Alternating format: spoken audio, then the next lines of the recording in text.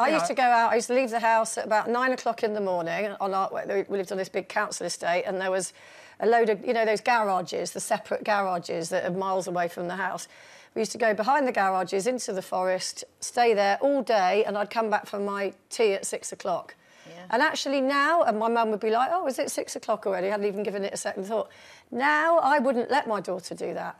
So, I mean, I wouldn't consider myself to be an over-panicky parent, but I would now think, and I think because of social media and newspapers and stuff like that, stories get inflated, and so you just think that there's an abductor on every single corner, but of course rationally there isn't. I think as well, just, you know, even if we're not looking at the overly dramatic side of it in terms of abduction or something like that, just generally making sure that your kids are safe. I can, you know, for example, my son is 15, he gets the train and the tube, he comes into London and on his own and this sort of thing.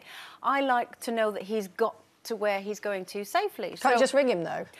What I say to him is, text me when you get there so I know that you've arrived. He's 15. He never does. He just completely forgets. And, oh, sorry, I completely forgot. That's how he talks now. Well, then that gives you worry, because every time a parent insists their child does something, a teenager will just think, why should I? Oh. No, why should I? I always I've did that, got literally his phone. 2 rings. Yeah, 2 rings and you're safe. Got his phone at the Find My Phone thing. So I can now look and see whether he is where he says he is. But I had a moment a few months ago where I thought he'd got to where he was going, and it came up that he was in a park, and it was night time, and I rang him, raging, and he wasn't. He was safely in the house where he was supposed to be. The app had got it wrong or whatever, and said he was like a mile away. Oh, there you are. Modern technology. Modern technology, yes.